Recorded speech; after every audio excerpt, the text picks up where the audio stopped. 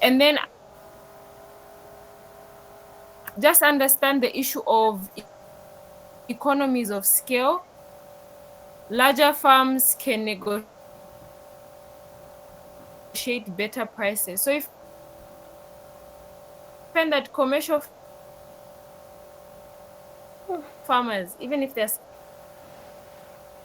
supplying the chain stores, they actually have better prices than those who than the smallholder farmers. So this is also through even just with economies of scale, even their costs sometimes drop as they're able to do it on a larger area. And then input optimization, so where you're just doing precision kind of farming, you're not wasting resources. And then your labor management, water management, all of these very critical. Okay, I think we covered most of this yesterday.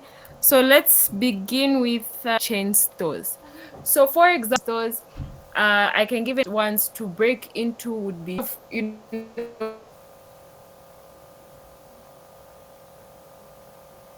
compliance issues that you have to. They are more easier to get into. Cheers, those are the ones, the Lebanese. So the important thing, number one, they would obviously want a water test, so they should know that, okay, this, like I mentioned, don't put the toilet very close to them, have an issue of bacteria or anything of that sort in your water.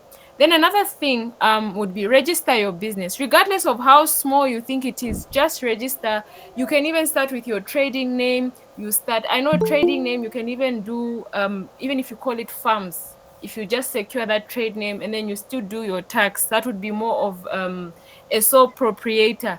Then eventually, if you're like, okay, we can now push to a limited business, you then upgrade. So have it registered so that it's just in order. You're a registered business, have a business bank account, so that all your transactions on the farm are done in the business bank account. Even in terms of your sales, no matter how little the sale is, just show that this is an active business. This goes aside from supplying the chain stores, but um being an active um just in the sense of being an active business, it's important that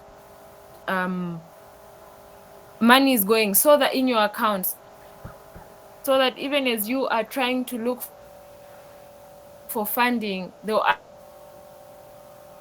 ask you for your bank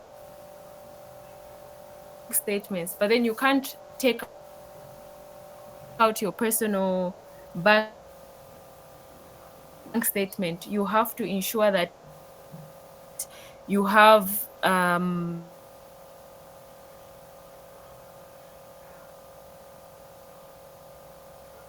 sales for that, it's going in their account. And then another thing that you need to take care of as you are doing as you want to enter into the chain store space, it's also very critical that when they come to do the inspections, there's like some form of order. At least you even show the planting dates.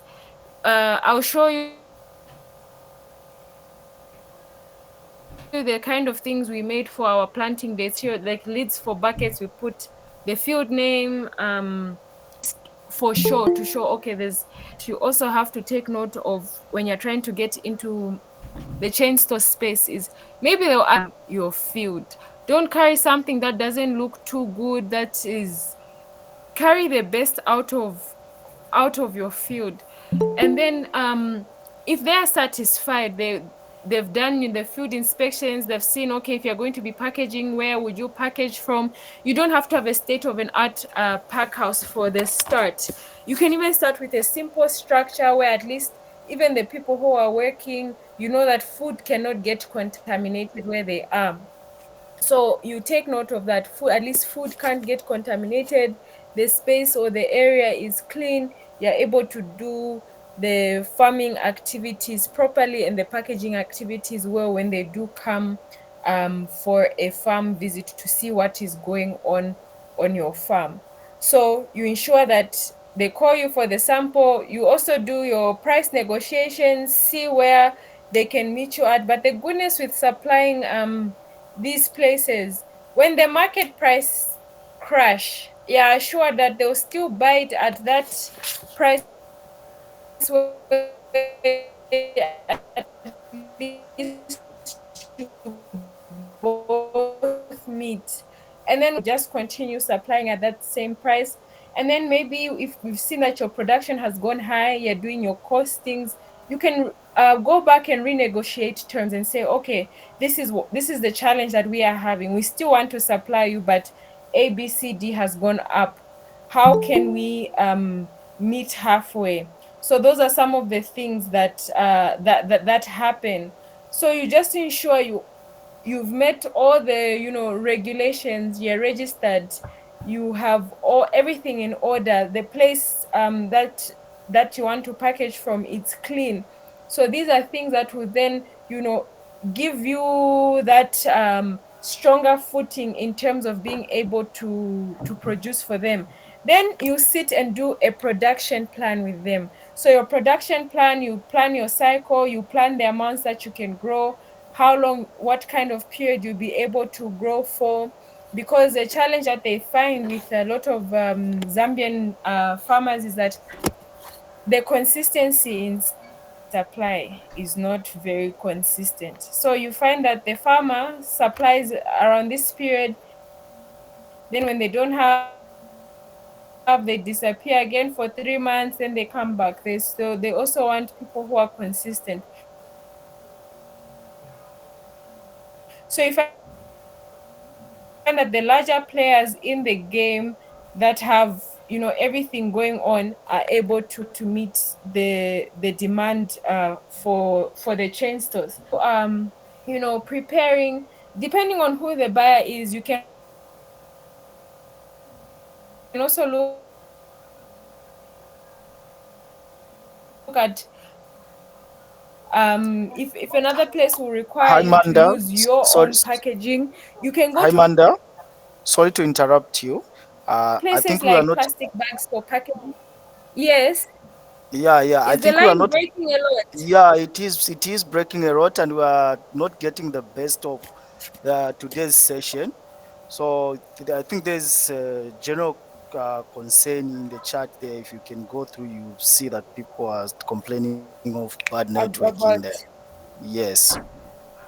okay, the network is very bad. Okay. Yeah, you might wish Um to probably, if you do have an alternative, maybe you switch kind of, yeah, because the line is pretty bad.